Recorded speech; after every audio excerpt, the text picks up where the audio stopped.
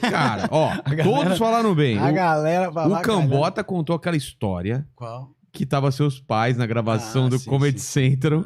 E você desesperado, o programa pra começar, desesperado, chamando ele. E ele falou, o que foi? Eu vou gravar aqui. Cambota Não, tem que falar com você, Cal. E era... Conta a história aí, a sua versão. Ele perdeu a prelação, né? O Cambota perdeu a prelação. A gente tava gravando, já era um Culpa do Cabral na estrada, então era ali depois da quarta temporada. Um pouquinho mais perto. Mais perto? É. Era Culpa do Cabral na estrada e a gente tava gravando, não lembro aonde. E aí, daqui a pouquinho, foi na mesma época que surgiu o Rafael veio apresentar o MC Saudoso pra nós, que ele tava com essa ideia. Né? Foi nessa viagem aí. Aí eu lembro que eu tava em Porto Alegre e eu falei assim, meu pai vai estar na plateia, pra não dar uma saia justa de ficar falando sobre drogas meu pai, porque meu pai não gosta, tá? Sempre fica me dando uns conselhos, filho, não precisa fazer, isso aí atrapalha tua carreira, sempre dá esse conselho de pai, né? É. E aí eu falei, gente, não fala, só não puxa esse papo com meu pai, falei pra todo mundo, tá? Fala qualquer coisa, vamos falar com Cambota, falar com Cambota.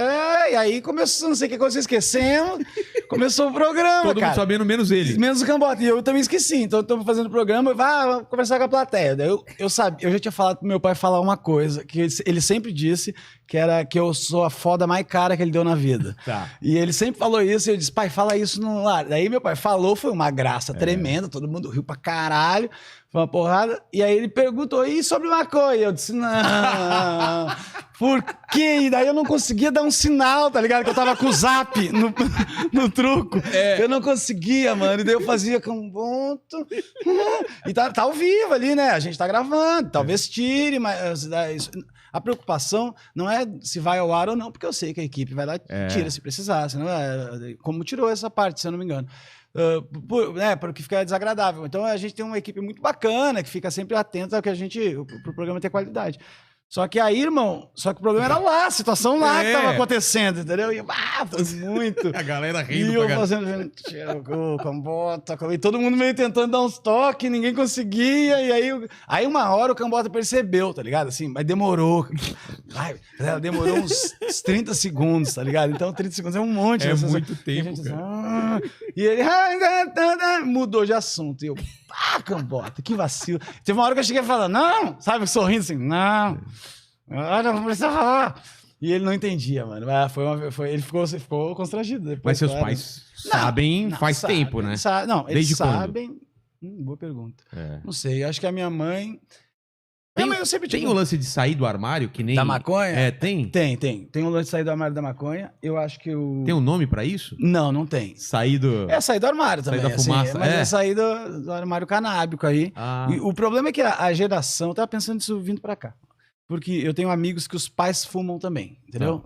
Aí é mais fácil, né? Eu tenho amigos que os pais... É mais fácil. Só que a geração dos pais de amigos que fumam, que é aquela galera que tem uns 50 anos a 60 e poucos anos, que foi lá pra trás, eles não são declarados que fumantes, mesmo fumando. Os pais deles, que são vivos ainda, por exemplo, o pai do Digo, um amigo meu, o pai dele, o Sapato, que a gente chama de Sapatão, fuma. Mas o vô do Digo, o pai do Sapatão, não sabe que o pai dele fuma, tá ligado? Então ele, jantar de Natal, ele foi pra casa do pai do avô, e daí não sei o que, jantou, tava com baseado no bolso, foi fumar na casa do velho de 83, porque o velho de 83 não pode imaginar que o filhotinho dele tá perdendo o futuro, né? Um cara de 60 e poucos anos. E aí eu nunca gostei, nunca achei isso muito justo, sacou? Tá ruim aí? O que é? Não, é o meu. É? Opa, aí pegou, aí ficou. Eu nunca achei isso muito legal, sabe? Assim, de a pessoa ficar... Porque a pessoa tá pagando as contas dela, sabe? Por que ela tem que ficar se escondendo de uma coisa que ela faz que era pra não dar problema, a não ser pra ela. Se é pra dar algum... Se desse algum problema... Era pra ser uma coisa totalmente individual. Não é por causa das leis, da sociedade, da proibição e do que se gera com isso. Então, sempre me incomodou isso, da galera ser... Os meus amigos sempre foram muito mais maconheiros que eu, quando eu morava em Esteio. Eu tenho muito amigo maconheiro lá. E a galera... Esteio colado... É em Porto Alegre, a 20 minutos de Porto Alegre. E seus amigos fumavam? Meus amigos sempre foram bem mais maconheiros que eu, assim. Eu entrei depois, ele dava umas bicadas, mas não era muito a minha, assim. Quando eu tinha uns 28 que eu comecei a fumar, mas posso dizer que já fumava. E aí, quando eu tava com uns 30, 31, vim pra cá, morar pra São Paulo e tudo mais, mas eu já fumava há muito tempo, há muitos anos. Só que eu pegar direitinho fumando assim, agora eu tô fumando toda semana, eu fumo 3 vezes, né? Foi tá. com uns 28, 29. Mas seus pais souberam quando? Depois que eu comecei a soltar no stand-up mesmo. Ah, é? Porque daí a minha mãe já sabia que eu tinha experimentado, porque eu sempre tive um diálogo mais aberto com ela. Não, ficava escandalizada, mas eu gostava de contar.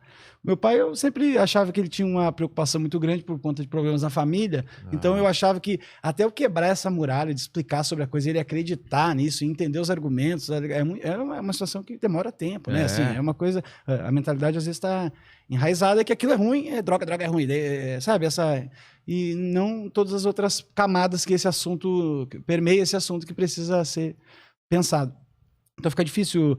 Então daí eu cheguei numa época que eu tava com o primeiro especial, eu queria botar piada de maconha, porque eu fumava, eu já era bem conhecido entre a gente, assim, de fumar aqui em São Paulo. Você acha que foi o primeiro cara da maconha, assim, assumidamente, entre o pessoal do stand-up, não foi? Eu acho que, assim, na trajetória dos maconheiros, a gente teve o Rabin, que foi um cara que se falava, sempre que ele fumava. Eu não lembro do texto dele sobre maconha. Eu acho que ele tinha piadas, mas ele não era um cara completamente da bandeira. Era isso, mas ele era o lesado, o chapado, ele tinha essa persona por um tempo. Exatamente. Com certeza ele foi pioneiro nisso. Aí depois eu lembro que, pela questão sobre legalização e sobre ainda falar de maconha, o Gabi também entrou depois de uma época falando e teve isso. Mas foi depois de você ou mesmo? Foi antes.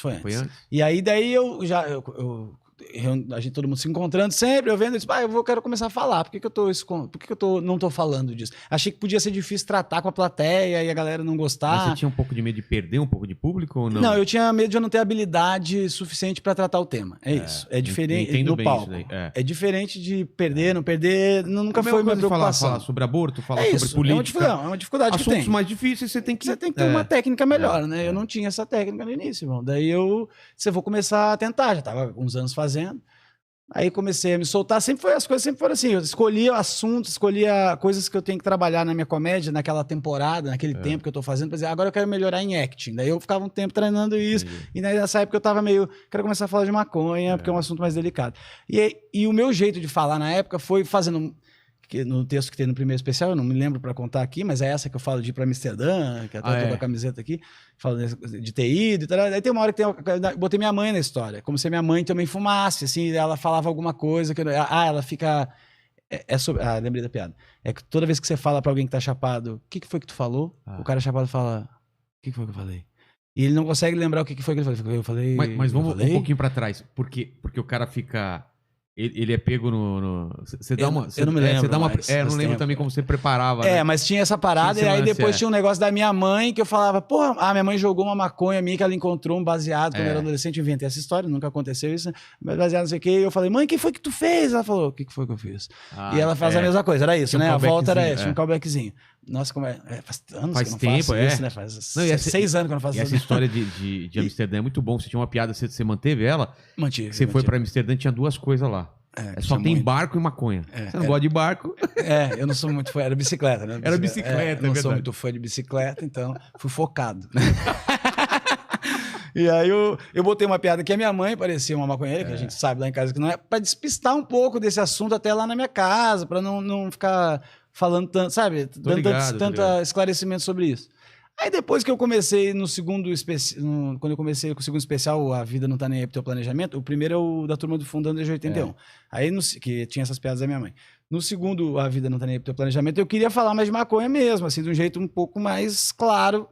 Até porque eu queria usar o estilo, eu queria desenvolver um pouco da técnica do chapado, que eu acho que é essa técnica... Então, é isso que eu percebi. A sua persona também, ela caminhou junto com você assumindo que fumava. Foi. Porque parece que isso te dava a liberdade de poder ser mais lesado no palco, não é isso? Eu o acho que veio primeiro? Eu acho que, assim, no primeiro especial, no da Turma do Fundão, quando eu fiz uma piada que não tinha nada a ver com maconha, mas ela me abriu um caminho, assim, que era aquela que o cara quer me ensinar a fazer churrasco e ele fala, não, mano, eu fui essa semana, peguei o boi, carneei o boi. Lembro lá no ao vivo você testando. Lembra testando. Arranquei a carne do boi, não sei o quê, matamos, tiramos o couro, aí fizemos a churrasqueira, comemos, tu precisa aprender isso. Eu falei, não preciso, eu acho que... Por que eu preciso aprender isso, né? Tu precisa aprender no mercado, comprar na forminha, e aí que veio a palavra que me abriu a mente, que era... Ele falou, você precisa aprender isso, que vai que um dia você tá perdido na floresta e você tem que matar uma capivara para sobreviver. Eu falei, o que aconteceu com a minha vida que eu tô perdido na floresta? Em que pé está a situação do mundo? pra eu estar numa floresta perdido. Eu não sei onde tem uma floresta. Se tu Você falar, precisa ser agora. Agora, fala, sai pra floresta. Eu não tenho ideia como é que começa um projeto desse, tá ligado? Daí pra achar uma capivara, mano. Meu irmão, nossa, o mundo tá perdido pra eu estar na floresta.